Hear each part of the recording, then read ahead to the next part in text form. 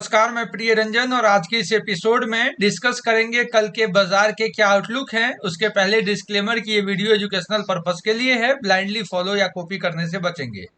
खुद के एनालिसिस या वित्तीय सलाहकार के सलाह के बगैर निवेश करने से बचना चाहिए।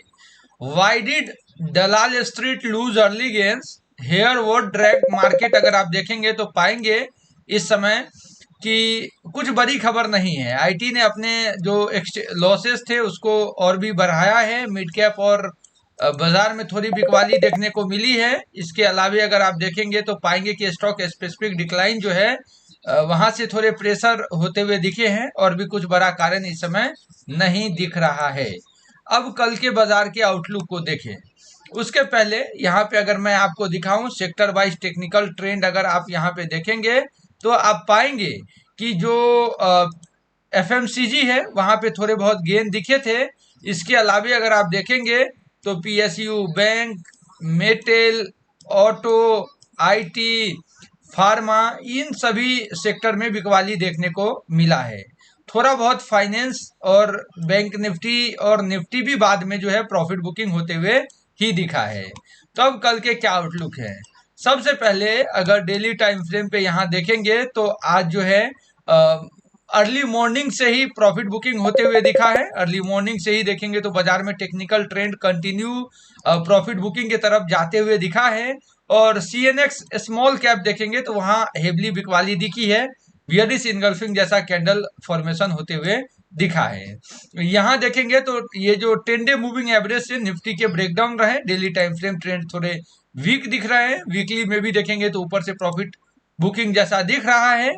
और ये 15 मिनट के टाइम फ्रेम है जहां कल के टेक्निकल ट्रेंड को समझने की कोशिश करेंगे। तो ये 15 मिनट के टाइम फ्रेम का टेक्निकल ट्रेंड है। ऐसे में अर्ली मॉर्निंग यहाँ देखेंगे जो प्रॉफिट बुकिंग होते हुए दिखा है वो जोन लगभग 23,400 के आसपास का है और 23,200 के आसपास पे निफ्टी ने सपोर्ट लिया। और दूसरी बात यहाँ टेक्निकली देखेंगे तो ये ट्रेंड लाइन जो है अभी भी रिस्पेक्टेड होते हुए दिख रहा है। तो यहाँ पहली बात आपने ये समझना है कि कल अगर टेक्निकल देखेंगे तो कल भी हमारे लिए जो सपोर्ट है वो 23,200 ही हमारे लिए सपोर्ट का काम करने वाला है। और रेजिस्टेंस जो है कल के लिए अगर रेजिस्टेंस की बात की जाए तो 23,300 हमारे लिए रेजिस्टेंस हो जाएगा। तो नीचे अगर कल टेक्निकली अगर कल आप देखेंगे तो 23,200 का लेवल अगर नीचे के तरफ टूटता है, 23,200 का लेवल अगर नीचे के तरफ तोड़ता है तो 23,160, 23,100 और इसके अलावे 23,000 जैसे लेवल्स भी देख सकते हैं।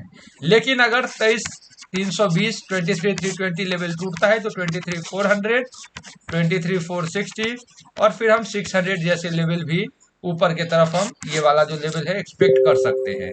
जरूरी है बुल के लिए, जो भी लॉन्ग करेंगे उनके लिए जरूरी है 320 का ब्रेकआउट और जो भी शॉर्ट करेंगे उनके लिए जरूरी है 200 का ब्रेकडाउन। ठीक है, सिंपल है। अब हम देखेंगे बैंक निफ्टी को।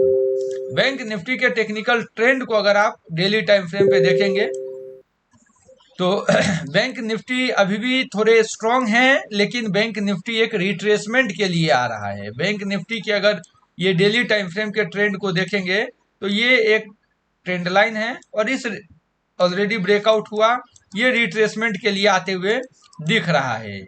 और वीकली टाइम फ्रेम अभी भी स्ट्रांग है बैंक निफ्टी का कंपैरेटिवली निफ्टी के। डेली में थोड़े प्रॉफिट बुकिंग जैसे दिखे हैं क्योंकि ये कैंडल थोड़े वीक कैंडल माना जाता है। अब हम आ जाएंगे 15 मिनट के टाइम फ्रेम पे बैंक निफ्टी को समझने के लिए।